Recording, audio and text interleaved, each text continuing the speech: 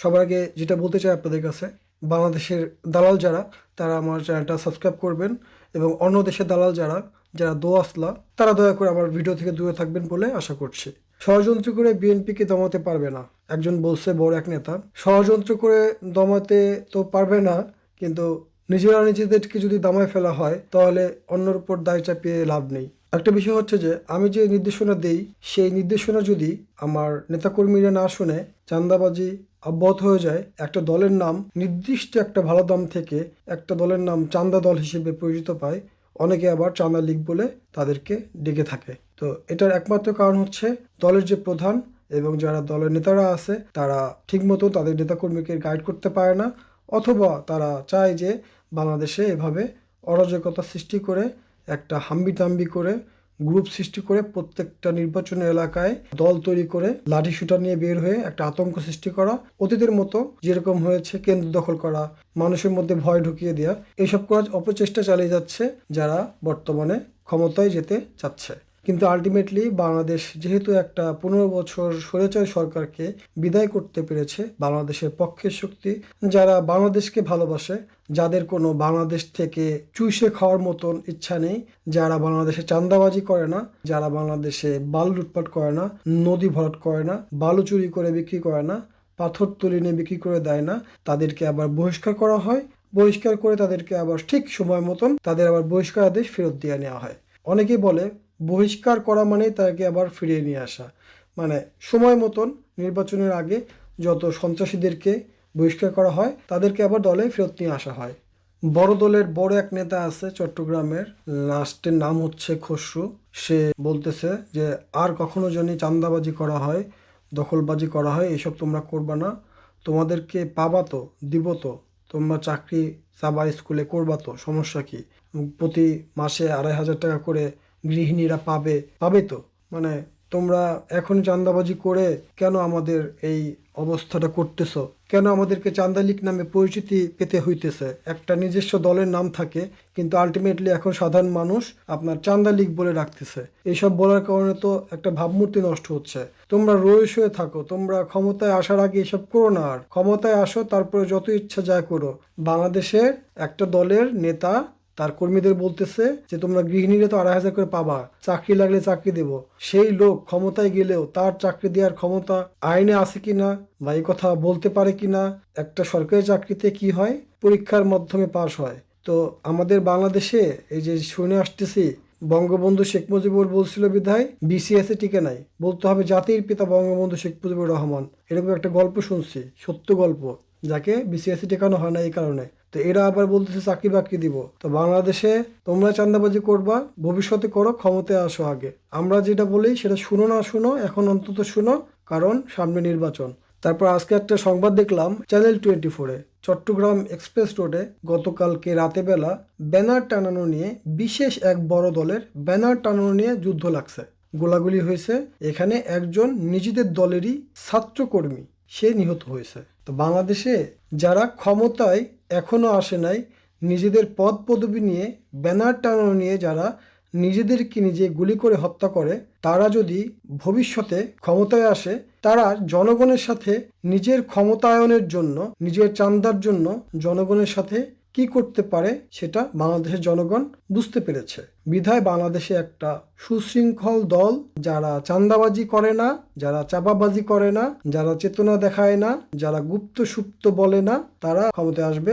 সেটা হচ্ছে বাংলাদেশ জামাতে ইসলাম, এবং জামাতে ইসলামের সাথে যারা জোটে আসছে তারা। এটা বাংলাদেশের জনগণের কথা। বিশ্লেষকরা মনে করে যারা নিজেদেরকে ঠিক না করে অন্যদের উপর দোষ চাপায়, নিজেরা মূলা ঝুলাইতেছে 2,000, 5,000, 10,000, 5 লাখ, 7 লাখ, 8 লাখ, 10 লাখ, 20 লাখ, চাল দিব, গম দিব, আটা দিব, সব দিব, তোমারে খাবো, এই দিয়ে সেই দিয়ে টাকা পয়সা সব মাইরে নিয়ে আসবো, দেশটাকে খালি করে দিব।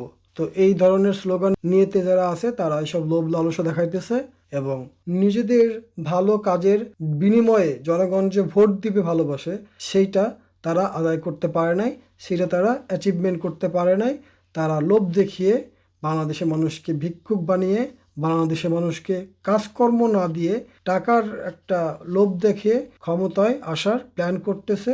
কিন্তু আলটিমেটলি এই প্ল্যানটা বুমেরাং হয়ে গেছে, গুড়ে বালি হয়ে গেছে বলে সাধারণ জনগণ মনে করে। আপনারা একটা কথা চিন্তা করেন, গত 1.5 বছর 2 বছর শেখ হাসিনার পতনের পর থেকে এই পর্যন্ত প্রায় 150 জন মানুষ নিজেদের মধ্যে এই যে পোস্টার টানানো নিয়ে বালু চুরি করব, এই ডাকাতি করব, ওই দোকান থেকে চাঁদা আমি 100 টাকা তুলতো আওয়ামী লীগ, এখন 200 টাকা করে আমি তুলবো, এই নিজেদের মধ্যে মারামারি করে নিজেরাই নিজেদেরকে মারতেছে। তো বিষয় হলো যে তোমরা আগে নিজেরা একটা সংঘবদ্ধ ঐক্যবদ্ধ নেতা যা বলে সেই কথা যদি তোমরা শুনতে পারো, জামাত ইসলামের মতন হও, যাতে জামাতের আমির যা বলে সেটাই 99.99% জামাতের নেতাকর্মীরা মানে, এরকম একটা দল যদি হতে পারো তাহলে সামনে ক্ষমতা আসতে পারবা।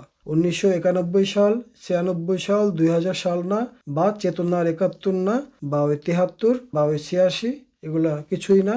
বাংলাদেশে ক্ষমতায় আসতে হলে একটা সুশৃঙ্খল দল হতে হবে, না হলে স্টেজে আনছেন নিজের লোক মনে করে নেতাকে বলতেছে যে আপনি, আমার মেয়ে বা আমার ছেলে যদি আজকে মৃত্যুবরণ না করতো, জুলাই আন্দোলন না হতো, আপনি এখানে আসতে পারতেন না।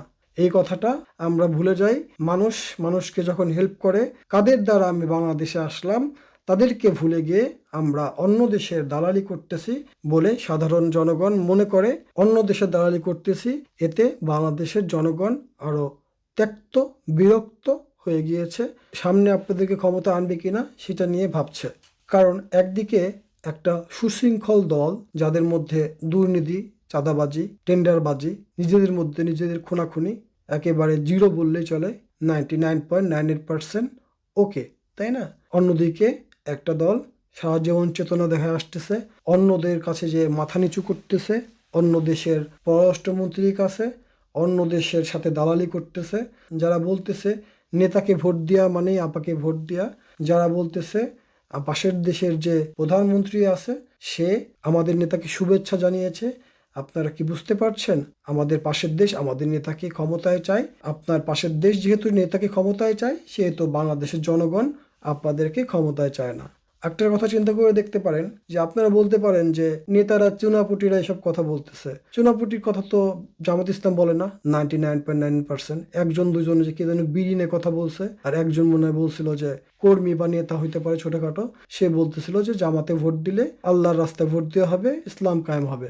কিন্তু 100 মানুষ দেখাইতে পারবো যারা বলতেছে আলহাস, এই বড় দলের নেতা, তারা বলতেছে আমাদেরকে ভোট দিলে তোমরা ব্যস্ত চলে যাবা, নামাজ কালাম কিছু পড়তে হবে না। আবার আর এক নেতা বলতেছে, কোন নেতার বাড়িতে বলতেছে এটা হলো কাবা শরীফ। আবার আর এক নেতা আছে দালাল, নিজের দলের দালাল, মানে যখন নিজের দলে ছিল তখন অন্য দলে দালালি করতো বা স্পাই বলা যায়। তাই দেখতেছি যে কবরের সামনে যে এরকম সিজদা দিচ্ছে, কবরে সিজদা দিচ্ছে।